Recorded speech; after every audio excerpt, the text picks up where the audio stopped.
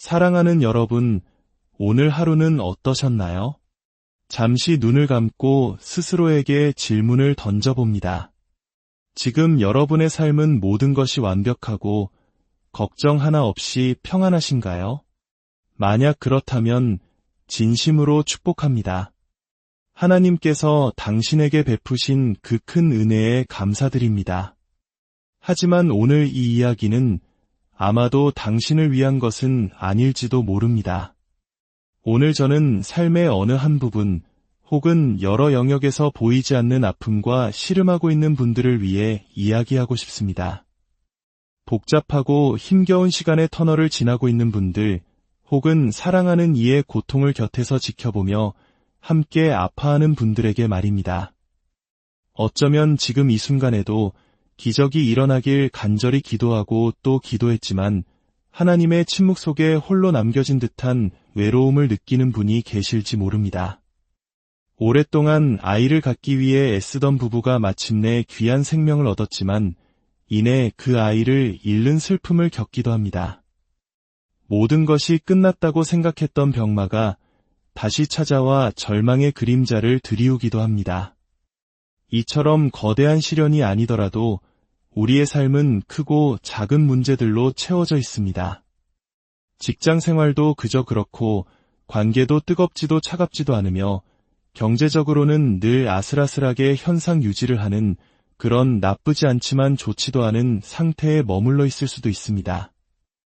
이러한 시간들은 마치 죄로 인해 깨어진 이 세상의 현실을 그대로 보여주는 듯합니다. 신약 성경에서 사도 베드로는 이러한 어려움을 불같은 시련이라고 불렀습니다. 어쩌면 지금 여러분 중 누군가는 우울감과 낙심이라는 불같은 시련 속에서 믿음마저 흔들리는 경험을 하고 있을지 모릅니다.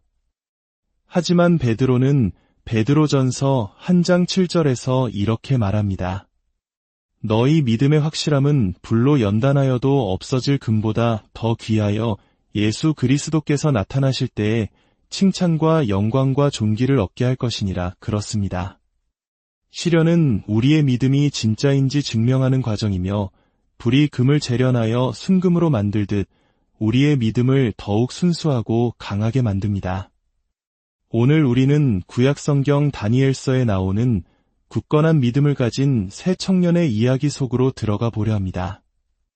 다니엘의 세 친구 사드락, 메삭, 아벳느고, 그들은 인생 최대의 시험, 말 그대로 불같은 시련 앞에 서게 됩니다. 그리고 그들은 시험을 통과한 믿음이야말로 진정으로 신뢰할 수 있는 믿음이라는 것을 온몸으로 증명해 보입니다. 이야기의 배경은 고대 바빌론 제국입니다. 당시 세계 최강대국이었던 바빌론의 느부갓네살 왕은 교만함이 하늘을 찔렀습니다. 그는 유다 왕국을 정복하고 성전을 파괴했으며 다니엘과 그의 세 친구를 포함한 유다의 가장 똑똑하고 뛰어난 청년들을 포로로 끌고 바빌론의 문화와 사상을 주입하려 했습니다. 어느 날 이 교만한 왕은 자신의 위대함을 과시하기 위해 거대한 황금 신상을 만듭니다. 그 높이가 무려 90피트, 오늘날의 8층 건물 높이에 달하는 어마어마한 크기였습니다. 그리고 그는 제국의 모든 고위 관료와 지도자들을 불러 모아 신상 제막식을 열고는 전령을 통해 무시무시한 명령을 선포합니다. 모든 백성은 들어라. 악기 소리가 울려 퍼지거든 엎드려 느부갓네살 왕께서 세우신 금 신상에게 절하라. 누구든지 엎드려 절하지 않는 자는 즉시 맹렬히 타오르는 풀무불 속에 던져질 것이다. 이것은 단순한 명령이 아니었습니다. 나를 숭배할 것인가 아니면 죽을 것인가를 선택하라는 협박이었습니다. 잠시 상상해 보십시오. 악기 소리가 울려 퍼지자 그곳에 모인 모든 민족과 나라의 사람들이 약속이라도 한 듯 일제히 땅에 엎드려 절하기 시작합니다. 죽고 싶지 않았기 때문입니다. 거대한 광장에 수많은 사람들이 엎드려 있는 가운데 꿋꿋하게 서 있는 3명의 청년이 있었습니다. 바로 사드락, 메삭, 아벳느고였습니다. 이 모습을 본 왕의 신하들은 시기심에 불타 그들을 왕에게 고발합니다. 왕이시여, 왕께서 세우신 유다 사람 사드락과 메삭과 아벳느고가 왕의 명령을 무시하고 신상에게 절하지 않았나이다. 분노한 왕은 그들을 끌고 마지막 기회를 줍니다. 지금이라도 절하면 살려주겠지만 거역한다면 즉시 저 불 속에 던져질 것이다. 과연 어떤 신이 내 손에서 너희를 건져낼 수 있겠느냐? 죽음의 위협 앞에서 새 청년의 대답은 역사에 길이 남을 위대한 신앙 고백이 되었습니다. 그들은 교만하지도 비굴하지도 않게 그러나 단호하고 분명하게 말합니다. 느부갓네살이여, 우리가 이 일에 대하여 왕에게 대답할 필요가 없나이다.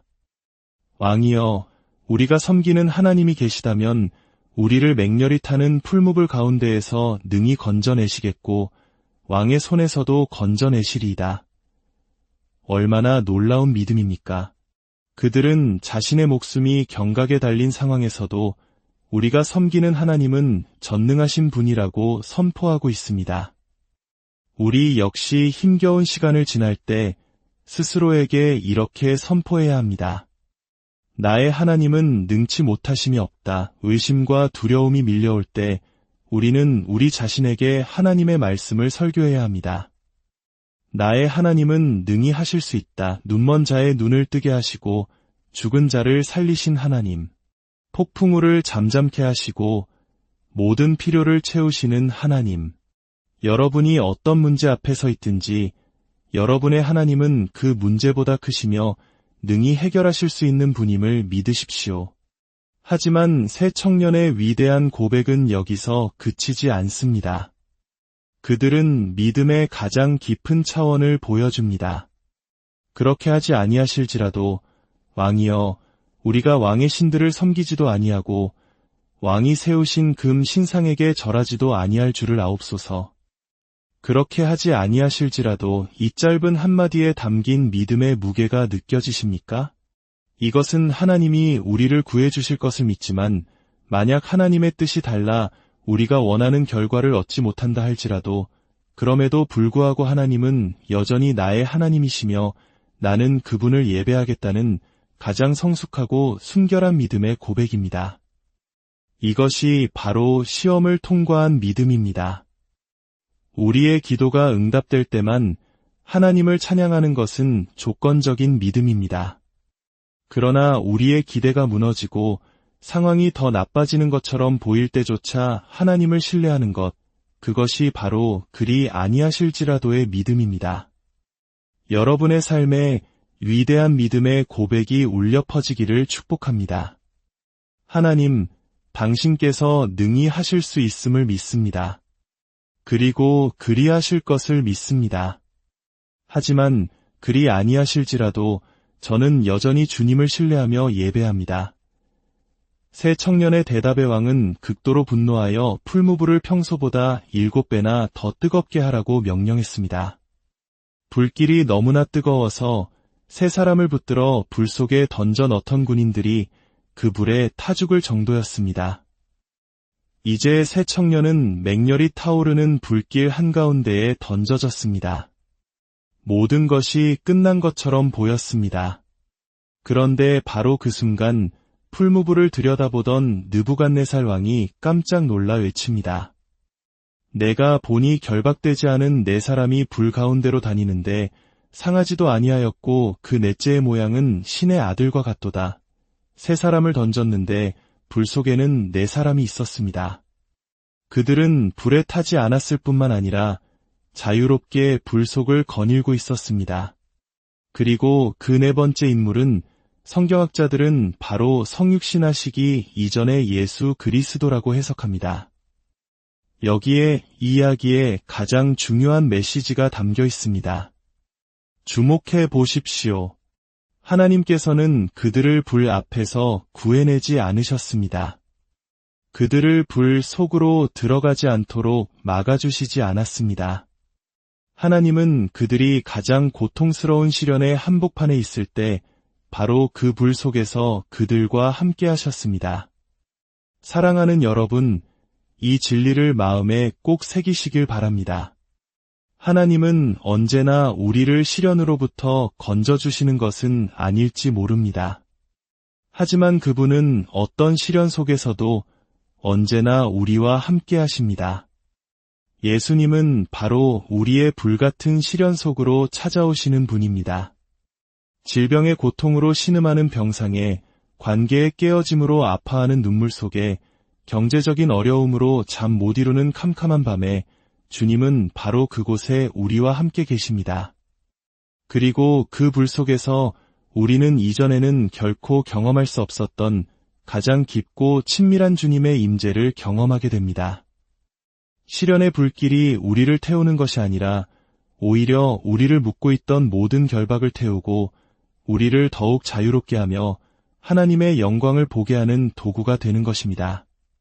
결국 새 청년은 머리털 하나 상하지 않고 옷에서 불에 탄 냄새조차 나지 않은 채 불 속에서 걸어 나왔습니다.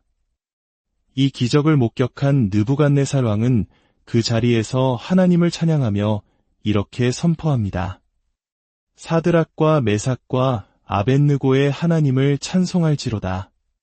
그가 그의 천사를 보내사 자기를 의뢰하고 그들의 몸을 바쳐 왕의 명령을 거역하고 그 하나님 밖에는 다른 신을 섬기지 아니하며 그에게 절하지 아니한 종들을 구원하셨도다. 한때 하나님의 백성을 핍박했던 이방인 왕의 입에서 위대한 찬양이 터져나온 것입니다. 새 청년이 보여준 그리 아니하실지라도의 믿음이 가장 완악했던 한 영혼을 하나님께로 이끈 것입니다. 여러분이 지금 어떤 불 속에 있든지 기억하십시오. 여러분은 결코 혼자가 아닙니다. 우리 주 예수 그리스도께서 지금 당신과 함께 그 불 속을 걷고 계십니다. 그분은 당신의 손을 붙들고 말씀하십니다. 두려워하지 말라. 내가 너와 함께 함이라. 놀라지 말라. 나는 내 하나님이 됨이라. 내가 너를 굳세게 하리라. 참으로 너를 도와주리라. 참으로 나의 의로운 오른손으로 너를 붙들리라. 이 음성을 들으십시오. 가장 깊은 고통의 자리야말로 가장 깊은 주님의 위로와 임재를 경험하는 자리가 될 것입니다. 시험을 통과한 당신의 믿음은 정금보다 더 귀하게 빛나 마침내 하나님께 큰 영광이 될 것입니다. 아버지 하나님, 오늘 다니엘 세 친구의 이야기를 통해 우리에게 말씀해 주시니 감사합니다. 우리의 삶에 찾아오는 불같은 시련 앞에서 두려워하거나 원망하는 대신 그 시련 속으로 함께 들어오시는 주님을 바라보게 하옵소서. 그리 아니하실지라도의 믿음으로 모든 상황 속에서 주님만을 신뢰하며 예배하게 하옵소서. 우리의 고난이 주님의 영광을 드러내는 통로가 되게 하시고 우리의 믿음이 누군가를 살리는 증거가 되게 하여 주옵소서. 우리 주 예수 그리스도의 이름으로 기도합니다. 아멘. 오늘 이 이야기가 당신의 마음에 깊은 위로와 희망이 되었기를 바랍니다. 이 말씀의 은혜가 당신의 삶에 가득하기를, 그리고 당신을 통해 주변으로 흘러가기를